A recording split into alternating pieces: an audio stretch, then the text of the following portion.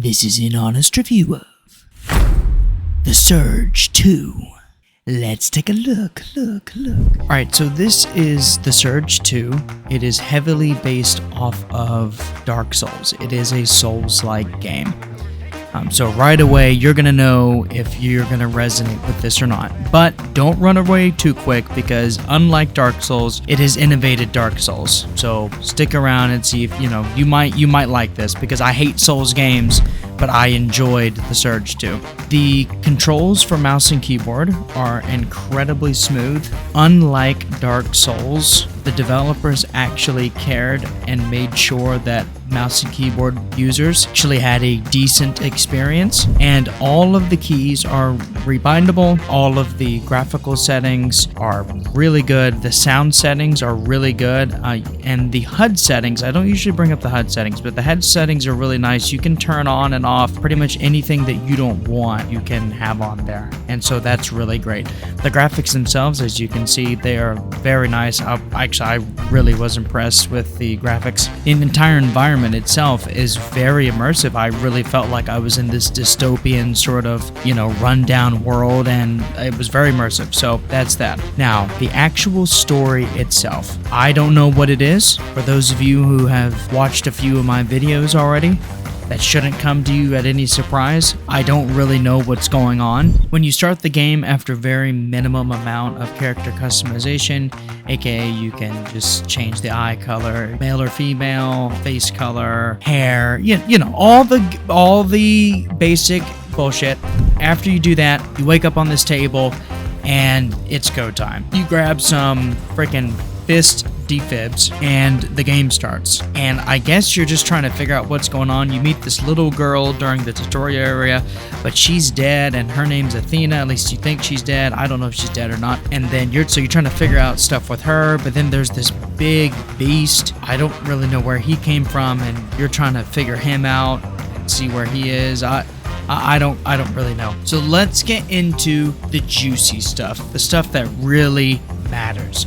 The combat and the progression, because that's all that matters in these types of games, because that's what you're doing. And not just in these types of games, just games in general. What you do in the world is what matters. Now, I'm obviously going to be comparing this a lot to Souls and then saying, hey, well, this is why this is better or worse or whatever. I want to get the bad stuff out of the way first because there's a lot of good stuff to talk about. The bad stuff. For some reason, the game will decide when it wants to lock on for you. Okay, so you'll be fighting someone, and I don't typically like this whole lock-on system. I much prefer to just fight fluidly and be able to move the camera however I want. I did that during Dark Souls, and I did just fine. In this, you can do it. You can obviously lock on as well, and it feels a bit more fluid. You're obviously still tethered on, as you can see, but it still feels a bit more fluid. We'll also get to other reasons why lock-on is important later. But the game will lock on automatically for you at certain times. Whenever the game decides, it says, hey bitch, I want you to look at this guy. Look at him. And I'm like, I don't want to look at him. I want to run for the hills instead. So what'll happen is you'll be fighting someone, and a lot of times I'll be trying to do a retreat, and so I'll click off because I want to run. I want to get out of there to get distance, and the game will be like, nah, you can look at him. I'm like, bitch, I don't want to look at him. I want to fucking dip. Let me run. And, the game doesn't do that. So that really gets annoying a lot of times. That's actually gotten me killed quite a bit of times. And then, depending on the weapon class that you use. Now, when I say class, I just mean types of weapons. There's really fast weapons. There's like little hand blades that you can use, hand saws.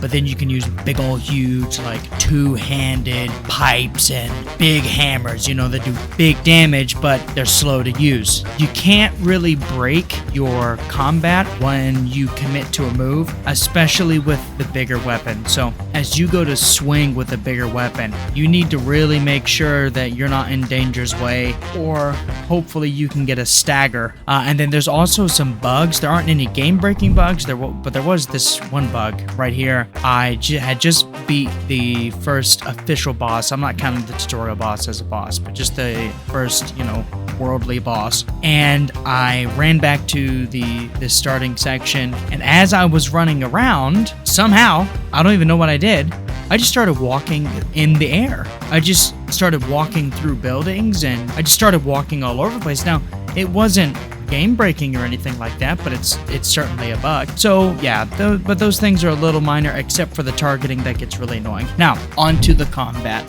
So what's different about this as opposed to Souls is you can actually select a limb that you want to focus on. Now that doesn't mean you're going to guarantee yourself to hit that limb, but most of the time your character is going to address his attention onto that selected limb that you have.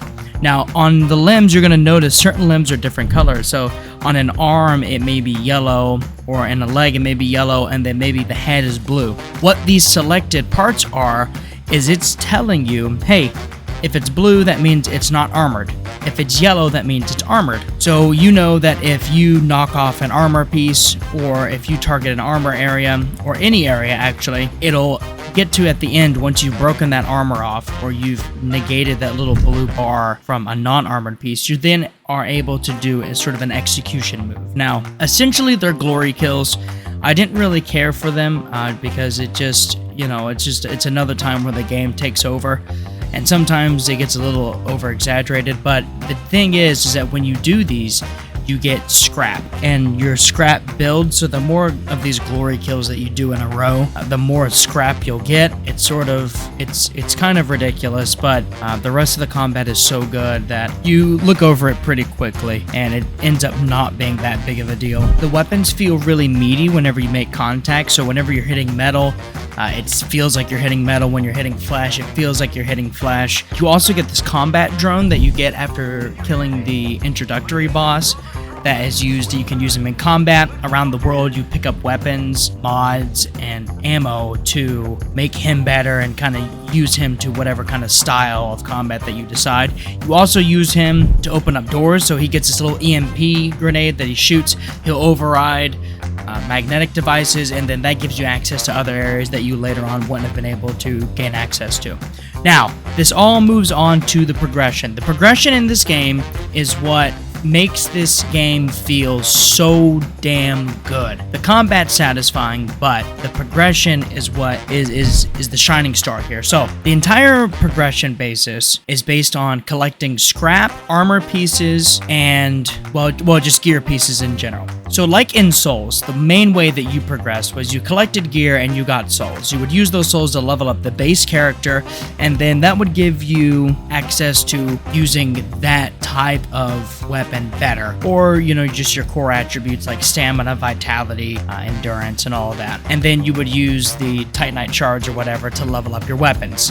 In this, you use scrap. So scrap is equivalent to souls, which is where you use scrap to level up your core attributes. So there's only 3 in this. Unlike Souls, where there's like 50 of them, there's 3. You have your health, endurance, and then your battery, your energy powers. And what these energy powers do, I should have mentioned this in combat, your energy you use to sort of use your suit abilities. So you might be able to heal, or you might be able to that's all I can think of, but there are other gadgets that you can unlock that you need more battery power for while you're targeting enemies. And this is what I was talking about. What's important about the lock-on system in this is that in order to upgrade, let's say, a left arm piece to your exosuit, you need to start targeting left arm parts on the enemies, because what that'll do is that'll knock off certain tiers of gear and upgrade components to use to upgrade left arm pieces.